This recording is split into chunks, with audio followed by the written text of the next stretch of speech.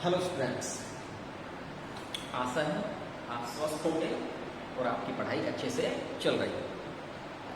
Students, इससे पिछली video में हमने आपको स्वपोषी पोषण और परपोषी पोषण के संबंध में कुछ बातें बताई हैं।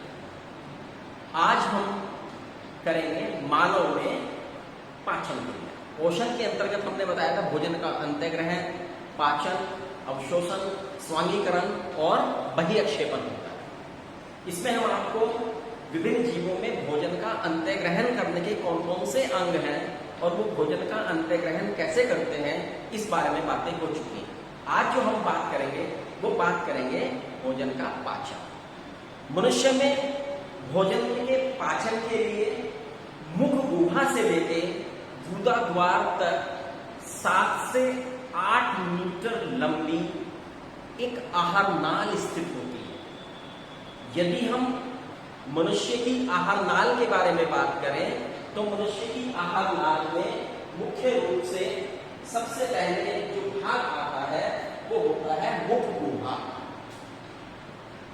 मुख गुहा का पहले हम जिक्र कर लें और फिर मुख गुहा के बाद आप देख रहे 2 होठों से घिरी हुई ऊपर और नीचे की छतों से गालों से चारों तरफ घिरा हुआ जो हिस्सा है ये मुख गुहा है।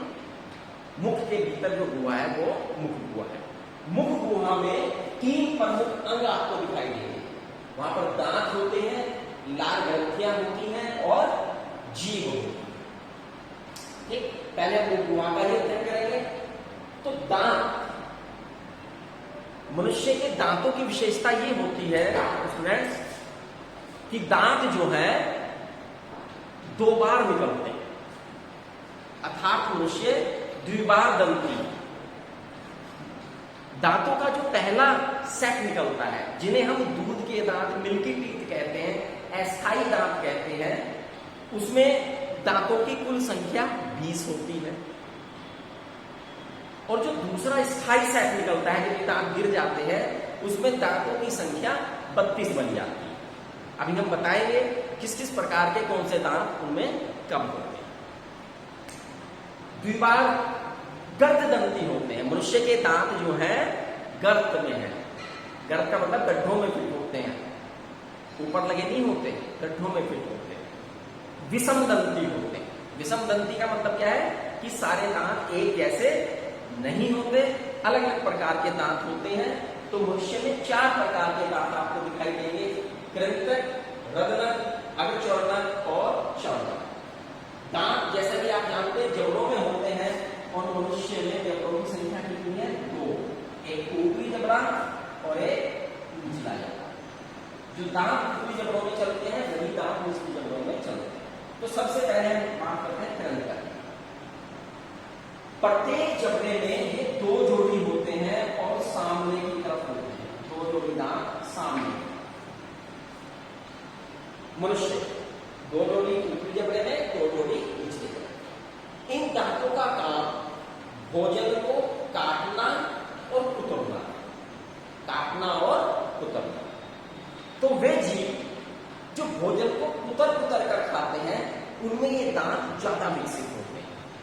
जैसे आप देखिए ऐसे कौन से जंतु हैं जो भोजन को कुतर कुतर कर खाते हैं, क्योंकि दांत भी बड़े हैं। आपने कहा चूहा भोजन को कुतर कुतर कर खाता है तो दांत बड़े होते हैं। गिलहरी, खरगोश, तो ये ऐसे जंतु हैं जिनमें जो कृंतक दांत हैं वो ज्यादा विकसित होते हैं, क्योंकि इनका काम भोजन को काटना और कुतरना।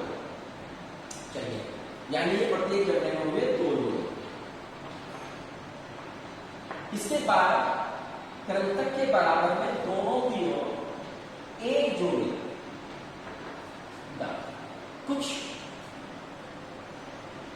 नुकीले, तो नुकीले होते हैं, वो रदनक दांत होते हैं। इनका काम क्या है? इनका काम है भोजन को चीरना और फाड़ना। चीर फाड़ का काम करते हैं ये। और चीर फाड़ का जब ये काम करते हैं तो इसका मतलब ये हुआ वे जंतु जिनमें भोजन को चीरा और फाड़ा जाता है ये दांत ज्यादा विकसित होते हैं। अगर आप कुत्ते के दांतों को ध्यान से देखें, बिल्ली के दांतों को ध्यान से देखें, शेर के दांतों को यदि पिक्चर में देखें आप, तो आपको लगता है कि कुछ दांत नुकीले निकले हुए हैं। ये वास्तव में रदनक दांत है। कौन से दांत है? रदनक दांत है, जो क्योंकि उनमें चीरने और फाड़ने का मांस खाते हैं, मांस को चीरने और फाड़ने का काम ज्यादा होता है, तो वो ज्यादा दांत विकसित होते हैं। तीसरी प्रकार के दांत अग्रचौड़े। प्रत्येक जबड़े में ये 2 जोड़ी होती है।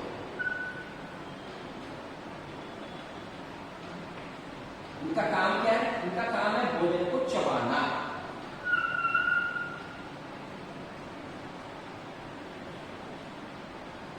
और पीसना।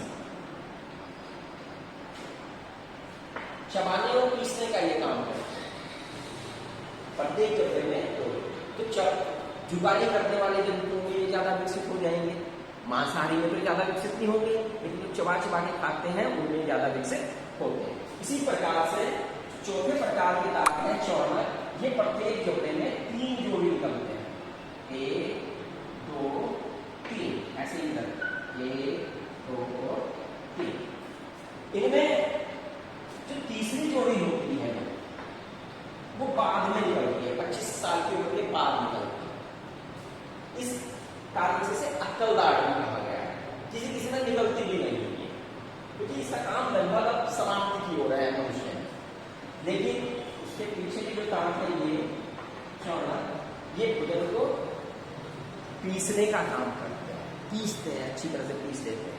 तो इस प्रकार से मनुष्य में दांतों की ये संख्या है। अगर हम देखें तो यही बात अगले जबड़े में है, यही पिछले जबड़े में है। तो एक दांतों की यदि हम संख्या के आधार पर इसका एक सूत्र दिखाएं, जिसे हम दंत सूत्र कहते हैं, दंत सूत्र, तो ये बनेगा 2 1 2 3, और ऐसे ही नीचे 2 1 2 3, यानी 2 जोड़ी प्रत्येक जबड़े में, ये ऊपर 2 जोड़ी नीचे, 1 जोड़ी ये, 2 जोड़ी ये और 3 जोड़ी चौड़क। ठीक, तो 10 तो होगा 2 1 2 3, कितने दांत हो गए? 2 और 1 3 5 8 जोड़ी, 8 जोड़ी ऊपर 8 जोड़ी नीचे, 8 जोड़ी 16, 8 जोड़ी 16 ऊपर जबड़े में और 16 नीचे जबड़े में, यानी कुल मिलाकर 32 दांत पूरे जबड़े में। अब मैंने जैसे आपको बताया था कि हमारे यहाँ दूध के 2 सेट निकलते हैं, है ना? तो जो पहला सेट है उसमें केवल ये दांत निकलते हैं, पहले सेट में ये दांत नहीं, 3 और 3 6, एक जबड़े में 6 ऊपर 6, यानी 12 दांत नहीं होते। तो केवल कितने दांत हुए? 20, यानी 20 दांत हमारे जो मिल्की टीथ होते हैं उसमें। इसी प्रश्न में कितने दांत 2 बार निकलते हैं? 20 दांत 2 बार निकलते हैं। भाई ये भी तो दोबारा निकलेंगे, तो एक बार निकल गए जबड़े में, है ना? तो 20 दांत हमारे 2 बार निकलते हैं। हमारे भोजन को काटना, उतरना, चीरना, फाड़ना, चबाना, पीसना, ये सब काम होकर भोजन को जो है भौतिक रूप से महीन किया जाता है। दांतों का ये काम है। अगर ये दांत ना हो तो वही भोजन हमारे सीधे आहार नाल में जाएगा, फिर हमारी आहार नाल को बहुत ज्यादा काम करना पड़ेगा। तो दांत हमारे कार्य को, भोजन को पचाने में सहायता कर रहे हैं, उसे सुगमता दिखा रहे हैं। एक और बात मैं आपसे बता दूं कि हमारे जो दांत है वो लगभग समान लंबाई है, और दांत समान लंबाई से होने का मतलब ये है कि हमारी जो खाने की आदत है, हम सर्वहारी, तो विशेष दांत ज्यादा विकसित या कम विकसित नहीं, हम सर्वहारी श्रेणी में आते हैं। तो मनुष्य एक सर्वहारी जीव है। ठीक, तो ये रही दांतों की बात। दांतों के बाद जो दूसरा अंग हमारे शरीर में है वो है लार ग्रंथियां।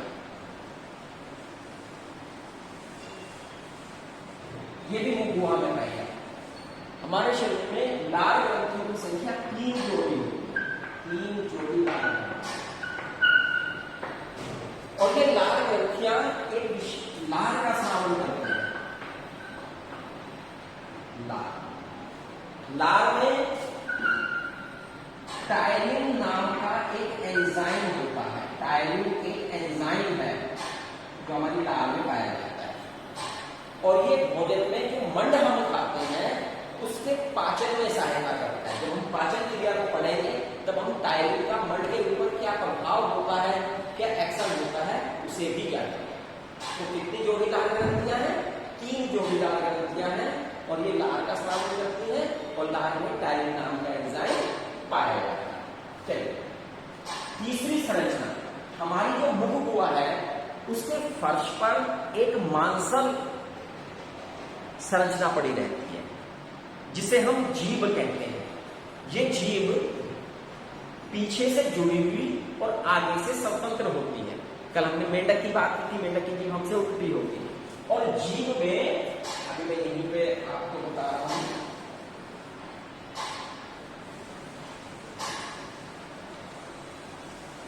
ये हमारी जीभ है, इस पर जीभ का काम क्या है?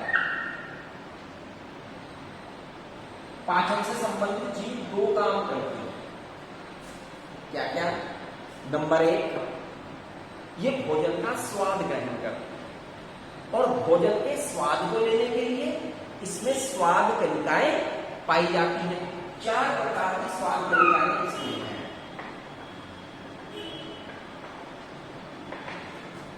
आगे मीठी, नमकीन, खट्टी और कड़वी, मोटी मोटी नहीं। इस तरह से स्वाद कलिकाएं पाई जाती हैं जो भोजन के भिन्न जो स्वाद होते हैं उसका ज्ञान हमें कराती है। एक काम हुआ जीव का। दूसरा काम क्या है? पाचन से संबंधित जीव का दूसरा काम यह है कि जो हम निवाला खाते हैं हमारे जीव में, उसमें लार को अच्छी तरह से सानने का काम जीव करती है ना, अच्छी तरह से सानती है।